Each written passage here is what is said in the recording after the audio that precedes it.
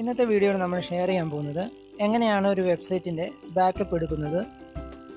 അതായത് നമ്മളൊരു website design ചെയ്ത് കഴിയുമ്പോൾ അതിൻ്റെ ബാക്കപ്പ് നമ്മൾ എടുത്ത് വെക്കണം. വെബ്സൈറ്റിന് എന്തെങ്കിലും സംഭവിച്ചാൽ, അതായത് വെബ്സൈറ്റ് ഹാക്കാവുക അല്ലെങ്കിൽ വെബ്സൈറ്റ് പൊട്ടിപ്പോവുക, എന്തെങ്കിലുമൊക്കെ എറർ സംഭവിച്ചാൽ നമുക്കതിനൊരു ബാക്കപ്പ് നമ്മുടെ കയ്യിലുണ്ടെങ്കിൽ നമുക്കത് എളുപ്പത്തിൽ അത് സോൾവ് ചെയ്യാൻ പറ്റും.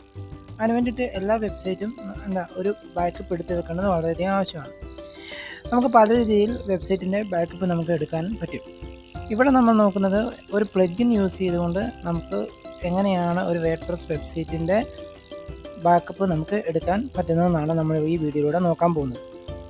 ബാക്കപ്പ് എടുക്കുന്നതിന് വേണ്ടിയിട്ട് നമുക്ക് ഒരു പ്ലഗിൻ യൂസ് ചെയ്യാം. അതിന് നമ്മൾ പ്ലഗിൻ എന്ന് പറയുന്ന ഓപ്ഷനിൽ ചെല്ലുക. അവിടെ ആഡ് ന്യൂ എന്ന് പറയുന്ന ആ ഒരു ബട്ടനെ ക്ലിക്ക് ചെയ്യാം. അവിടെ ക്ലിക്ക് ചെയ്ത് കഴിയുമ്പോൾ നമുക്കിവിടെ പ്ലഗിൻ സെർച്ച് ചെയ്യാനുള്ള ഓപ്ഷൻ കാണാൻ പറ്റും. അവിടെ all in one WP migration എന്ന്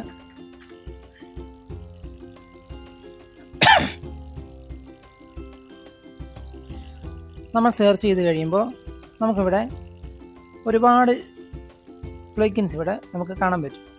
അവിടെ നമുക്ക് all in one WP migration എന്ന് പറയുന്ന ഫസ്റ്റ് ഒരു പ്ലഗിൻ നമുക്ക് കാണാൻ പറ്റും.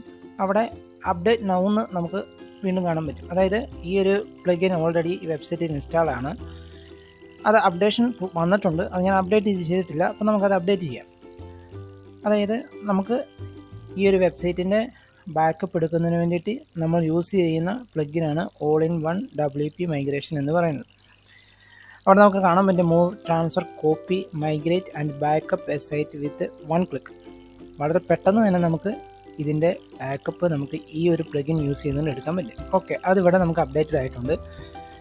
അപ്പോൾ നിങ്ങൾക്ക് ഇങ്ങനെ വരത്തില്ലായിരിക്കും. ഇൻസ്റ്റാൾ ചെയ്തിട്ടില്ലെങ്കിൽ ഇൻസ്റ്റാൾ നൗ എന്ന് പറഞ്ഞ് ഇതുപോലെ ആയിരിക്കും ഓപ്ഷൻ ആയിരിക്കും വരുന്നത്. ഇൻസ്റ്റാൾ ചെയ്തതിന് ശേഷം വീണ്ടും ഡാഷ്ബോർഡിൽ വരിക. ഡാഷ്ബോർഡിൽ വന്നതിന് ശേഷം നമ്മൾ ജസ്റ്റ് ഒന്ന് സ്ക്രോൾ ചെയ്യുക. സ്ക്രോൾ ചെയ്ത് കഴിയുമ്പോൾ നമുക്ക് ആ ഒരു ലെഫ്റ്റ് സൈഡിൽ തന്നെ നമുക്ക് all in one WP migration എന്ന് പറയുന്ന ഇപ്പോൾ നമ്മൾ ഇൻസ്റ്റാൾ ചെയ്തിരിക്കുന്ന ആ ഒരു പ്ലഗിൻ കാണാൻ പറ്റും. അവിടെ ബാക്കപ്പ് എന്ന് പറയുന്നതിന് ക്ലിക്ക് ചെയ്യുക. ബാക്കപ്പ് നമ്മൾ ക്ലിക്ക് ചെയ്ത് കഴിയുമ്പോൾ ഇവിടെ ഞാൻ ഓൾറെഡി എൻ്റെ വെബ്സൈറ്റിൻ്റെ 8 മാസം മുമ്പ് എടുത്ത് വെച്ച ഒരു ബാക്കപ്പാണ്. 277 MB ആണ് അതിനകത്ത് സൈസായിട്ട് വന്നിരിക്കുന്നത്. അതിനുശേഷം ഒരുപാട് പോസ്റ്റുകളൊക്കെ ചെയ്തിട്ടുണ്ട്. അതിൻ്റെ ഒന്നും ബാക്കപ്പ് ആയിട്ടില്ല. അപ്പോൾ അത് എടുക്കാൻ വേണ്ടിയിട്ട് നമുക്ക് ക്രിയേറ്റ് ബാക്കപ്പ് എന്ന് പറയുന്നതിന് ക്ലിക്ക് ചെയ്യാം. ക്രിയേറ്റ് ബാക്കപ്പ് എന്ന് പറയുന്നത് ക്ലിക്ക് ചെയ്ത് കഴിയുമ്പോൾ പ്രിപ്പയറിംഗ് ടു എക്സ്പോർട്ട്, അതായത് ഇതിപ്പോൾ എക്സ്പോർട്ട് ചെയ്തുകൊണ്ടിരിക്കുകയാണ്. നമ്മളിപ്പോൾ ചെയ്തുകൊണ്ടിരുന്ന ആ ബാക്കപ്പ് ഇവിടെ കംപ്ലീറ്റ് ആയി. അതായത് 273 MB സൈസ് വരുന്ന എൻ്റെ വെബ്സൈറ്റിൻ്റെ കംപ്ലീറ്റ് നമ്മളിവിടെ ബാക്കപ്പ് ചെയ്തു.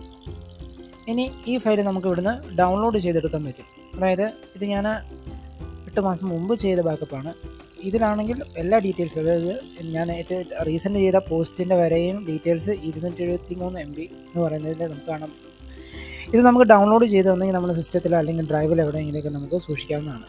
ഇൻ കേസ് എന്തെങ്കിലും നമ്മുടെ വെബ്സൈറ്റിന് എന്തെങ്കിലും ഒരു പ്രശ്നം പറ്റിയാൽ നമുക്ക് ബാക്കപ്പ് ഉണ്ടെങ്കിൽ ഈ ഫയൽ നമുക്ക് ഫയൽ മാനേജറിൽ നമുക്ക് അപ്ലോഡ് ചെയ്തുകൊണ്ട് നമുക്ക് ആ ഒരു പ്രശ്നങ്ങൾ നമുക്ക് കംപ്ലീറ്റ് സോൾവ് ചെയ്യാവുന്നതാണ്. വളരെ പെട്ടെന്ന് തന്നെയാണ് നമുക്ക് ഈ പ്ലഗിൻ യൂസ് ചെയ്തുകൊണ്ട് ബാക്കപ്പ് എടുക്കുവാനും നമുക്ക് എന്തെങ്കിലും പ്രശ്നം നമ്മുടെ വെബ്സൈറ്റിന് എന്തെങ്കിലും ഒരു പ്രശ്നം പറ്റിയാൽ നമുക്കത് വേഗം തന്നെ സോൾവ് ചെയ്യാനും നമുക്ക് വളരെ യൂസ്ഫുൾ ആയിട്ടുള്ള ഒരു പ്ലഗിനാണ് ഈ പ്ലഗിൻ. അപ്പം നമുക്ക് ഇത് വളരെ ബെനിഫിറ്റാണിത്.